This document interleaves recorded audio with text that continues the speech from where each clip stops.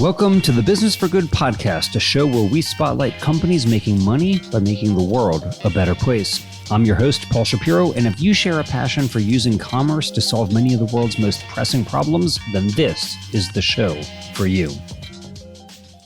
Welcome, friends, to the 86th episode of the Business for Good podcast. As regular listeners of this show know, we typically feature entrepreneurs and innovators who are using the power of commerce to solve serious social problems. But every so often, I will chat with folks who are writing about those entrepreneurs and innovators, even if they aren't the ones doing that work themselves. As someone who also wrote a book about food tech entrepreneurs, I try to read any book that comes out on the topic, and that includes Richard Munson's new book, Tech to Table, 25 Innovators Reimagining Food. I really enjoyed reading this book by someone who's far more well-known for his deep dive biographies, but now he's written a book featuring dozens of entrepreneurs seeking to create a more sustainable food system, not by returning to 19th century agrarian practices, but rather by embracing 21st century food and agriculture technology. I really enjoyed the book for a lot of reasons, but especially because, yes, he talks about entrepreneurs who are doing things near and dear to my heart, which is basically creating meat experiences without animals. But he also talks about other entrepreneurs who are doing really cool things to improve crop yields so we can farm fewer acres. He talks about great machines that can reduce some of the most undesirable agricultural labor practices, for example, on strawberry farms and more. So I got a lot out of reading it, even though I am somebody who is steeped in this particular topic. Now, in this interview, we discuss everything from how new tech can displace old jobs, why some environmentalists don't seem that down with technology that could benefit the environment, and what the future of food and ag may bring. It is a wide-ranging conversation about a book with a wide range of topics, and I hope that you enjoy the conversation with Richard Munson as much as I did. Dick, welcome to the Business for Good podcast. Thank you very much. Appreciate the invitation. Hey, it's really great to be talking with you. I was struck by your latest book because you've actually written a large number of books. You know, most people never get around to writing one book, but it looks to me like you've written, I don't know, half a dozen books. Remind me, how many books have you actually written, Dick? I think about half a dozen. Okay. All right. It's so many that you can't remember the exact numbers. You've written books, you've written biographies of Nikola Tesla and Jacque Cousteau and one book about federal spending and more. But your latest book is just about food tech. So it seems, pretty interesting. You're doing these biographies of people who had nothing to do with food tech. And now you're writing about food tech. So what happened? Well, I guess what they do have in common is that they're intrigued by innovation. I mean, Jacque Cousteau invented the aqualung and did undersea photography. Nikola Tesla, obviously, quirky that he was, gave us the electric motor, robots, remote control, you name it. So it was not a huge stretch to think about what's going on in agriculture, particularly because it's, as you know, our largest worldwide industry. It's also, coming from, in my perspective, from an environmental background, it also causes enormous, environmental challenges. So I went in search of who were doing innovative things in the food and farm sectors. Very cool. So for those of the listeners who are not familiar with your environmental cred, so before we get into talking about what we're going to be talking about, just give us a sense of your background, because I know you worked for the Environmental Defense Fund, like you are an environmentalist. So before we start talking about these food technologies that you think can do good for the world, what led to your passion for the environment? And just give us a little bit of sense of what you've done in your career here. Well, the passion probably began when I was a freshman at the University of California, Santa Barbara, when an oil well sprung a gigantic leak and coated the coast and birds with this gucky, oil. And since then, I've been concerned about pollution. I've worked for groups like Environmental Action that helped start the first Earth Day. I worked for Solar Lobby to advance renewable energy resources, helped start a clean energy startup, and as you noted, was recently in charge of the Environmental Defense Fund's Midwestern efforts.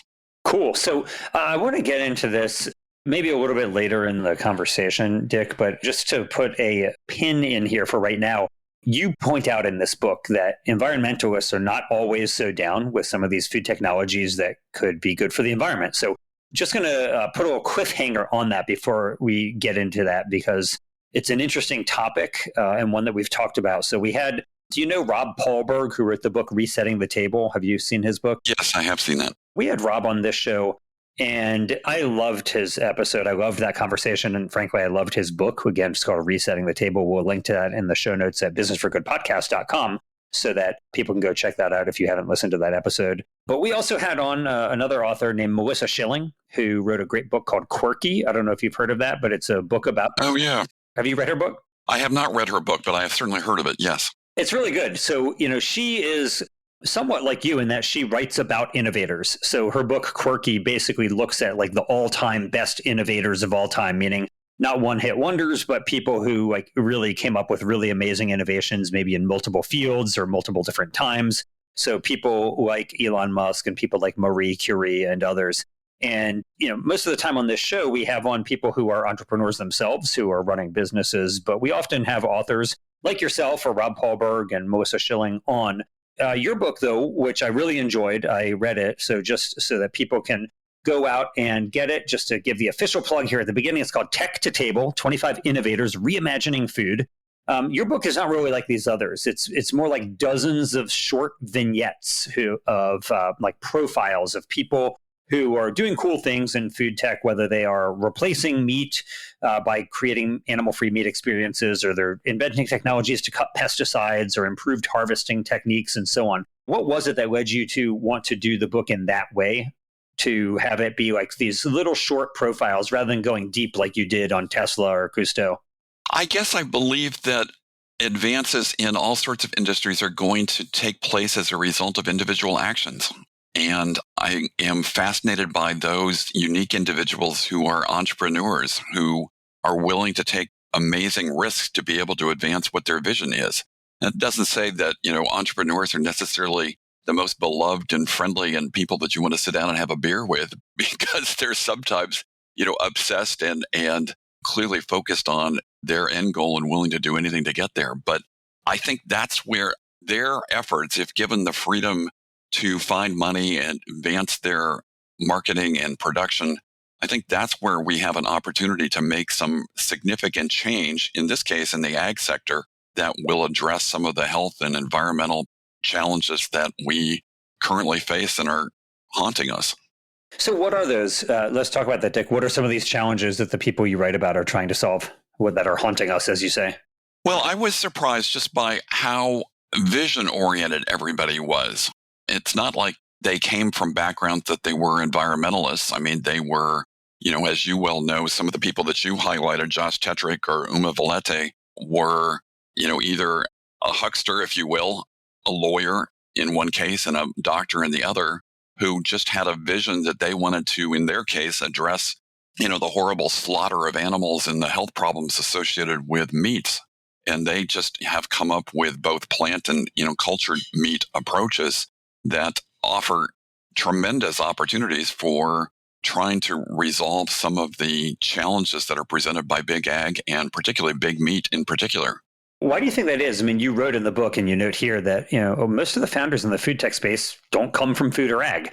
Like it seems very abnormal that people who are all of a sudden extremely passionate about food tech and ag tech, but they have no background whatsoever in either one of those fields. So where are they coming from? You mentioned that Josh Tetrick was a lawyer, Uma Valeti was a cardiologist, but you got dozens of folks in here, nearly none of whom come from that background. So where are they coming from, and why are they thinking, hey, food tech is what I want to do? Well, I think the opposite view is, why are there not more innovators within what has been a very conservative farm and food industry? Look at reports of digitalization within various economic sectors, and agriculture is at the very bottom. It is the least modernized sector. It is the sector that probably spends the least on research and development. Part of that is understandable, because as a farmer, to be honest, you get one shot a year to grow crops, and you have to deal with the uncertainties associated with commodity prices and weather. And so you're cautious, very cautious, to continue to do things that you've done in the past. I think what you're seeing now is what Eric Schmidt, who used to be the head of Google, said is this confluence of technologies. In his case, he was looking at three, the advancement of sensors. In other words, our ability to capture enormous quantities of data that we never had before. We now have advanced computers that are able to process that data. And then we have advanced engineering or robots to provide the precision and power and efficiency that we've never had. His view, Schmidt's view, is that these allow us to have a transformative impact upon a variety of sectors. And I think what we're seeing, at least what I saw, was that these outsiders who are taking advantage of this super evolution are finally coming to the agricultural sector, which has been so conservative, and as a result, opening up opportunities that we never saw before. Yeah, it's pretty amazing. I mean, you write about these huge ag conglomerates like ADM and others who are not necessarily the ones who are coming up with the innovation, but they are investing in and acquiring those who are. And it's pretty fascinating to see how many of these tiny companies that have a minuscule fraction of the resources that the agricultural giants have are coming up with innovations that all of a sudden are worth hundreds of millions, if not billions of dollars to these ag giants. Well, it's important to them, because the entrepreneurs are, coming up with new ideas. Their job is to advance, something innovative, whereas big ag, their job is to continue to squeeze out minor changes that increase the output and sales of their existing products. So it is a battle. Now, I guess one of the most intriguing questions, which I don't have the answer to, is what's going to happen in the future. As you note, some of the big ag companies are buying up some of these entrepreneurs. But I was impressed by so many of the people that I interviewed, the entrepreneurs who were saying, I don't want to get bought up by these guys. I'm going to outcompete these big, heavy, slow-moving oligopolies and, make a fortune and do good at the same time. Yeah, maybe some of them feel that way. I know, others have been quite happy to partner with those huge companies, thinking that they can essentially scale faster or have greater access to distribution networks and so on. But it's interesting to see how there are different strategies that different people have. So I want to get into one of the issues that you talk about, Dick, in the book, which is that of pesticides, because it's something that is near and dear to my heart. You write that in the United States alone, that pesticides that we spray on agricultural fields kill 70 million birds and billions of bees and other useful insects every single year. And that in just the past 3 decades alone, Earth has lost 3/4 of all of its flying insects. This is, an unbelievable slaughter of wildlife here.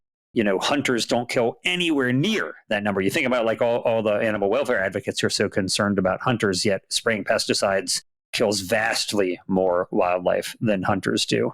And the solution that you hear sometimes, and you point out that this is not really true, is going organic. But organic does not mean no pesticides. It just means different kinds of pesticides. And you write that actually using certain types of genetically modified crops like transgenic BT corn, which repels insects with natural ingredients inside of the corn and in the cotton, has actually caused certain types of synthetic insecticides to no longer be used or to have fallen by manyfold since the last few decades. So if you could just chat briefly about this tension, because there is this pervasive myth, Rob Paulberg talks about it in his book, Resetting the Table also, that organic for some reason means no or less pesticides, which of course is not true. But some of the innovators that you talk about are trying to reduce pesticides by doing exactly what many environmental groups argue against, which is putting more biotech into our food. So let's talk about that, Rob. You're an environmentalist, yet you also are in favor of using food tech to make the world a better place. So what's up here? Well, you point out a key problem. The spraying of synthetic fertilizers and pesticides is not only killing the various animals and birds that you identified, but the beneficial microbes that, as a result, are shrinking the land's fertility. It's going down by, 0.5% a year, which is just an unsustainable trend with profound social, economic, and political implications. So there is a real debate within the environmental community, and I think the ag community, as to which is the best approach. The folks that advocate, organic or regenerative agriculture tend to be very skeptical of science. And that's not understandable reasons. Science did advance DDT, they advanced margarine. Some of these supposedly super advances turned out to not be so great. But at the same time, the effort to try and return to pre-industrial farming has presented its own problems, in the sense that they're ignoring some of the advances that can, in fact, reduce the poisons that are going into our water and causing dead zones in the Gulf of Mexico or Lake Erie. You have it. So. Well, why do you think that is, though, Dick? You're describing the problem, but I'm wondering about what the origin is, because if you talk to folks in the environmental community, and you and I are certainly in that community ourselves, if you ask them about climate change, they'll say, oh, yeah, well, I follow the science. The preponderance of the science, the scientific consensus is that humans are warming the planet and it's going to cause all these serious problems. But when you start looking at the science on, let's say, genetic modification, it also speaks very loudly that there isn't really much evidence that this is bad for human health. And in fact, it can, in the cases that you've described, actually dramatically cut the use of pesticides in agriculture. So why do you think it is that there are at least some environmentalists who seem to just have a knee-jerk aversion to anything that is associated with biotech and food? I wish I knew the answer, and I say that as an environmentalist, but I think you're right that they tend to be just skittish when it comes to new science. In part, as I mentioned, you look at DDT, which was a supposedly new super cure for increasing output without causing any environmental problems. That clearly was a lie. And so there's some natural hesitation. That said, it doesn't make sense from a perspective from a community that supposedly is advancing science to move policies that would reduce, climate change. They also have to be open to policies and technologies that have the potential for solving some of the environmental challenges, not only pesticides, but exposure to wind and rain erosion, the clear cutting of forests, a whole variety of things that are, I think, major environmental problems that I think a lot of the key environmental groups have been reluctant to focus on. There have been some charges, made that the big meat and big ag have been quite effective in stomping down criticism. But I think it's a fear, if you will, I think, of making a bad choice on science that makes some environmental groups blind to the opportunities that science and technology and innovation are offering. Yeah, I mean, I don't have a diagnosis of why this is either. I suspect that what you're saying is probably true. But I also think there's just like a tendency to think natural is better. It's like this naturalistic fallacy that if we could only go back to the good old days and that things would be much better. And there tends to be like this desire to return to like a 19th century agrarian culture as opposed to moving forward into a 21st century type of agriculture with a lot more things like precision agriculture and fermentation and other types of biotech that can dramatically reduce humanity's footprint on the planet. One of the examples that you gave, which I had never even considered nor heard of, was you talked about gene-edited soybeans, which create an oil that can last 3 times longer for the frying life of conventional soybean oils, theoretically, meaning you could use 1/3 the number of soybeans. So you could farm 1/3 less land to get the same amount of frying capacity, which was pretty riveting to me. And I didn't know about that. I don't even know, is that on the market yet? Or is this gene-edited soybean oil on the market? Do you know? It is on the market, but it's very new. But I think what it does do is advance the question of, which is a legitimate one, can we just inherently trust new technologies, be it this new kind of oil or any new technology? And I think, the clear answer has to be not necessarily. As with anything, you sort of need to verify that they are in fact advancing sustainability and, healthy foods in ways that are improvement over the current policy. So I don't want to suggest just because it's new, it's scientific, it's innovative, and that these are creative entrepreneurs that we should necessarily just fall down and trust them. You're advocating more of a Ronald Reagan with the Soviet Union trust but verify policy? No one has ever accused me of that, but yes, there is that need. But I guess I would, counter that you can overdo it so that you don't want to be blind to or rejecting any possible new advancement that is out there. But, it's legitimate to, ask for verification. But I think it's painful to the environment itself if you're not open to new ways of tackling what are clear problems that exist today. It's interesting, though, because, you're saying we want verification, and that seems very reasonable to me.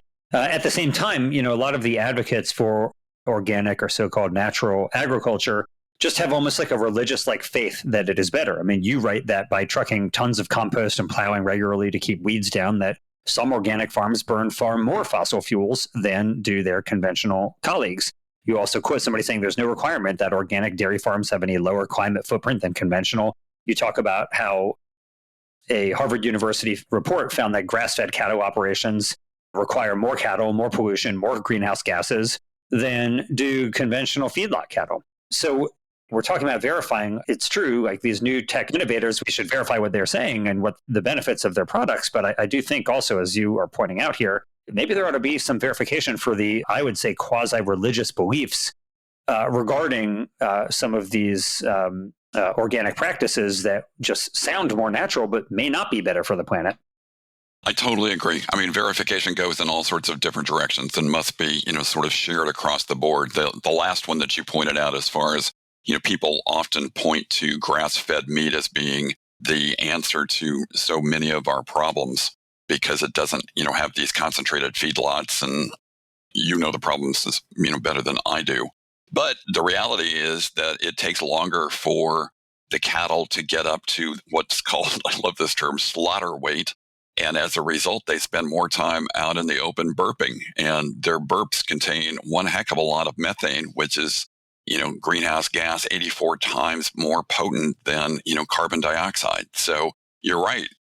This is something that we should not be taking on faith. But one of the glories of science is that it not only gives us new perspectives, but it also enables us to test and evaluate and verify new advances.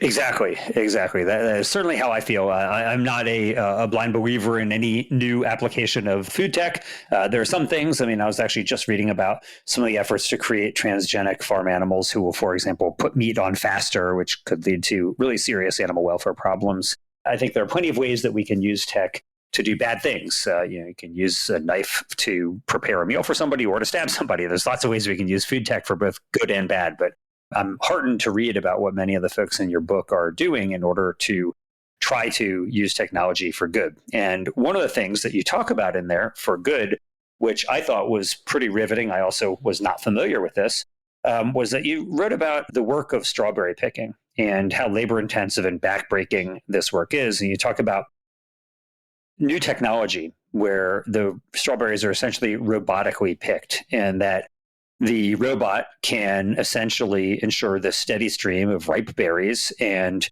can harvest far faster than even large numbers of humans can. And they farm 24/7. They can go throughout the night.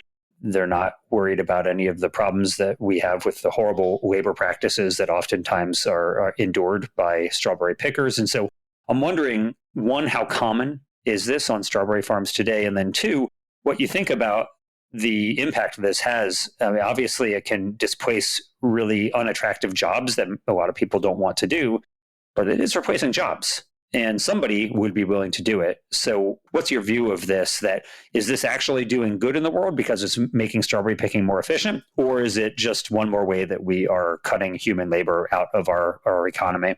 Well, let me step back just for 1 second and note that the technology associated with this ability to pluck or pick strawberries robotically or pluck weeds robotically is just absolutely phenomenal. In this case, you have companies that are taking hundreds of thousands of pictures of strawberry plants and deciding which are the weeds, which are the plants, which are the strawberries that are ripe, are they at the right particular time, and then having the ability through artificial intelligence to be able to note which are good ones and the time is right to do it. And then in this case, picking strawberries, but it's also the same thing with weeds of, grabbing the weeds out without using, backbreaking labor or horrible herbicides. So yes, it reduces, there's no doubt, you have to sort of be honest, that will cut jobs. These, however, are jobs that the strawberry farm owners are suggesting that nobody wants to do, or they're having a harder and harder time finding people to do what is backbreaking,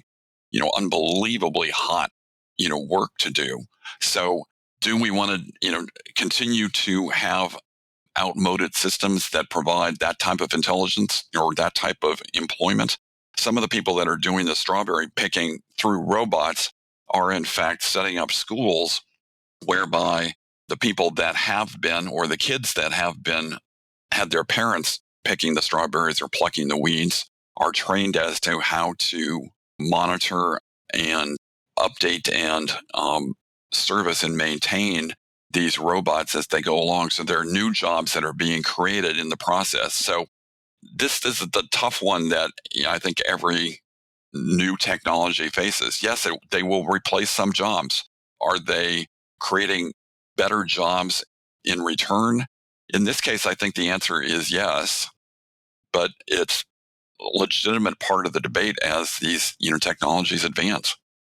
I wonder about this. That's interesting that, you still need people to run these machines, but presumably it's not going to be the same migrant laborers who are traveling up from Latin America for this. So it is jobs, but it's different jobs and probably fewer of them. It kind of reminds me of the debate with cultivated meat. For example, there was an article in the Wall Street Journal about how when tobacco demand started decreasing, coincidentally, hummus demand started really dramatically increasing in the United States. And so a lot of tobacco growers switched to chickpea growing. And it's really easy to see how a tobacco grower switches to becoming a chickpea grower. It's harder to see how a cattle rancher switches to being a microbiologist. And in this case, it's hard to see how migrant laborers are going to switch to being the people who are basically monitoring the robots that are and the AI that's going through the fields. And as somebody who lives in an area of Sacramento, California, where I see a lot of strawberry fields driving around, it looks like horrible work to me. I mean, it's not surprising to me that Americans don't want to do it. I mean, it just looks extremely unpleasant to be doing it. Well, you're exactly right. I mean, there will be, I don't mean to hide the fact that there will be some jobs that will be displaced by new technologies. I'm intrigued by one of the other profiles that I did in the book was this of a company called Bowery Farming, which is totally redefining what a farm looks like, but they're building vertical warehouses within urban centers, usually abandoned warehouses, that they take great pride in thinking that they are bringing new jobs of monitoring the sensors, the robots, and the precision equipment in these, what look like Amazon fulfillment centers, and providing jobs that are in disadvantaged areas that wouldn't have been there before. So employment is complicated. I don't mean to shy from it at all. There will be displacement. There will be new jobs. Being in this field, I hear this all the time about people who are concerned about the destruction of certain types of labor that will occur from these technologies becoming mainstream. I don't remember hearing this, though, when, for example, streaming started becoming the norm of how we entertained ourselves. So instead of going to movie theaters or movie rental stores, but maybe there was, were people talking about the coming destruction of blockbuster video jobs? What was going to happen to all the people working at the thousands of rental stores when, we started streaming on Netflix? I have a feeling people weren't shedding tears for those jobs as they're binge watching Netflix. I don't know. Do you remember people talking about that? Or I remember even when 1 Hour Photo came out, I was so psyched. It was 22 years ago or so. I couldn't believe we were going to get our photos in 1 hour. I thought I was really living in a Jetsons future. And now, of course, we'd be outraged if it took 1 minute to get a photo. And so we don't really have a lot of Photoshops anymore, dark rooms, and the people who work there lost their jobs too. So, I don't know, maybe I just wasn't paying attention, but are you aware of people who were expressing concern about these new technologies of streaming and of digital photography, that they were going to destroy jobs? If so, I missed it. I do have fond memories of, with my family walking through Blockbuster to pick out, the weekend's possible movie, watching. But, when you deal with innovators and new technologies, yes, you're giving up some things, but if the market accepts it, you're getting better products as a result. Streaming, I don't know expert on streaming, but my goodness, people, I will admit, finding it to just be an amazing advance, that provides us a service that we didn't have before. And I think what I'm suggesting in this book is simply that there's this confluence of technologies that are finally coming to the food and farm sectors that I think will open up opportunities that we really haven't thought about. And we need to be thinking innovation is critical if we're to redefine how we farm. I think one of the differences is between the two examples that we were just talking about, digital photography and video streaming. The benefit to the consumer is extremely obvious. The benefit to the consumer, though, of having certain types of GM crops that are better for farmers, but not necessarily, better for the consumer, or at least obviously better for the consumer. Yeah, they may be less expensive, but there's not a clear benefit that the person, while they're eating the product, is enjoying. But that's changing because now, for example, there's a genetically modified apple that doesn't brown, which is quite nice. You talked about mushrooms that don't brown in the book. Like those are things that the consumer sees as an obvious benefit. So I think that by going from using food tech that makes it better, let's say for the farmer, compared to food tech that makes it better for the end consumer, they may be more eager to adopt those types of technologies. The entrepreneurs, as you well know, who are advancing plant-based or cell-based meats are suggesting that they're going to be more nutritious, they're going to be more tasty, they're going to be more healthy in the sense that they're avoiding the fecal contamination that, exists in today's slaughterhouses. So I was intrigued by the entrepreneurs, particularly in the alternative protein space, that are thinking that their goal is not to just match what the current big meat sector gives us, but to make something better that consumers will find more attractive and more beneficial. Right. So, the quintessential example of this would be, instead of making a burger that has the exact nutritional profile of a conventional slaughter-based burger, which has a lot of saturated fat, maybe you could make a burger that actually has less saturated fat and more omega-3 fatty acids, and therefore have burgers that instead of causing heart attacks, actually prevent them. That would be quite an amazing innovation.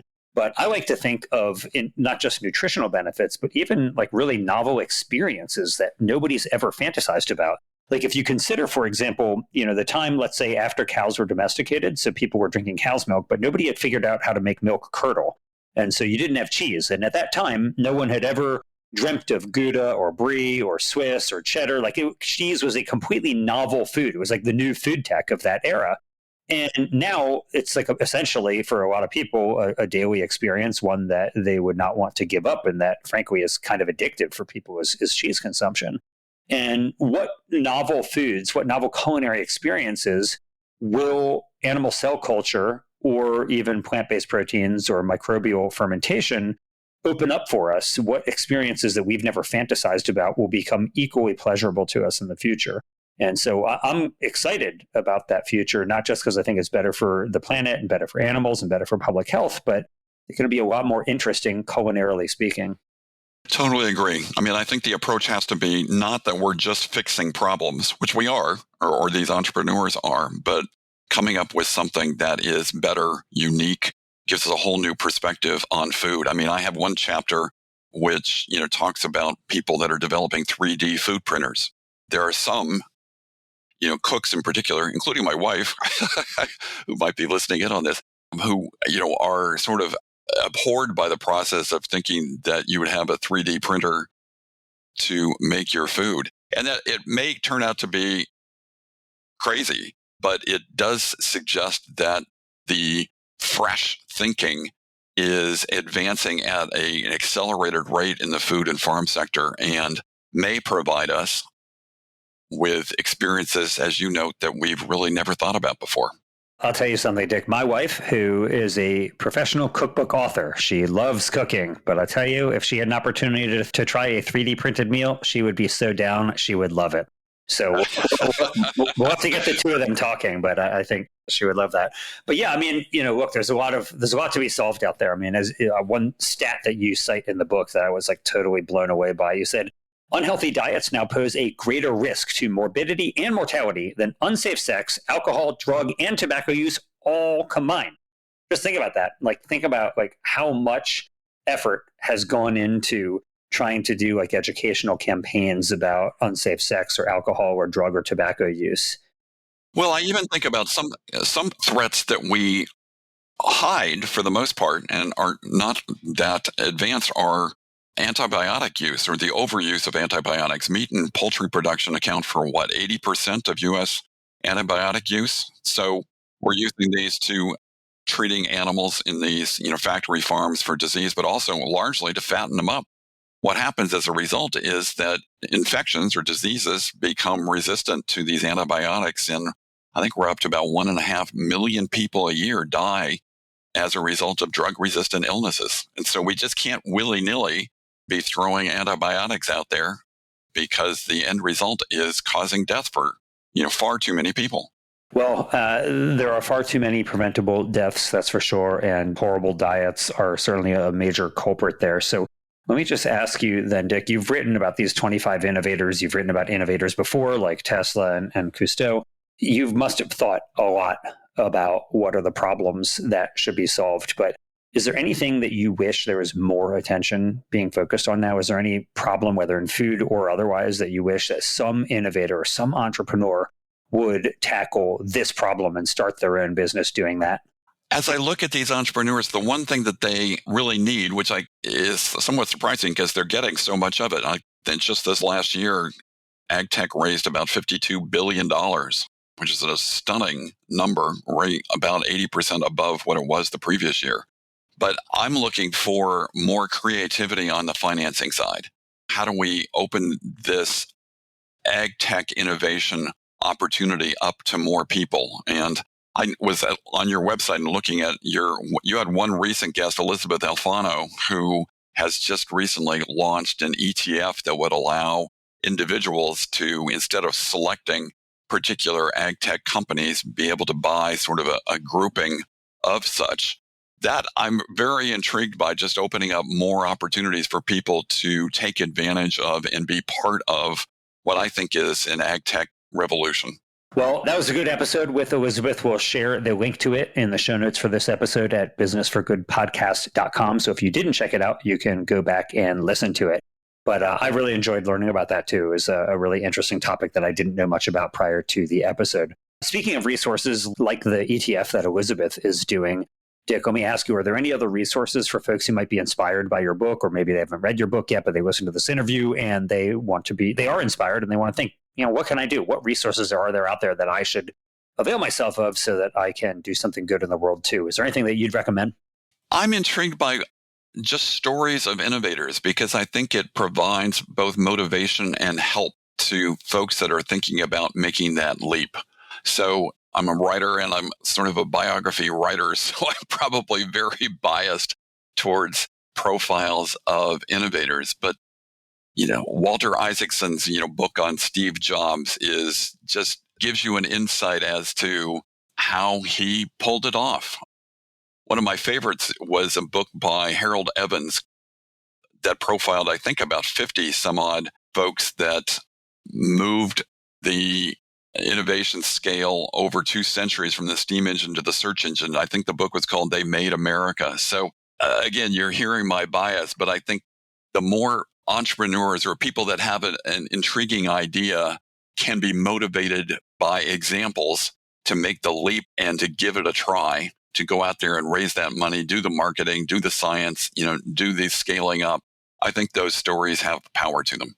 Yeah, for sure. And I can tell you, it has been very inspirational for me to read your book for that reason, to just learn what other people are doing, because it provides fodder. And even researching my own book, Clean Meat, had a similar effect on me, because I started seeing that many of the people who were running successful companies and raising millions, if not tens of millions of dollars of venture capital investment, were people who just didn't have a lot of experience. You generally think of these people, well, they must have had some great experience that I don't have, that they're doing this. Well, a lot of them didn't. A lot of them are less qualified than you, the listener, are to start your own company. So I love reading stories about other people and what they're doing, because it is inspirational for me to realize what other mere mortals like myself are doing, and that I could do something cool too. So, Dick, I really appreciate it. Again, the book is Tech to Table, 25 Innovators Reimagining Food. Go out and get it anywhere that books are sold. And we really appreciate all of your scholarship here on both this and other topics, Dick. And I really enjoyed reading this book, and I'm planning on reading your biography of Tesla next.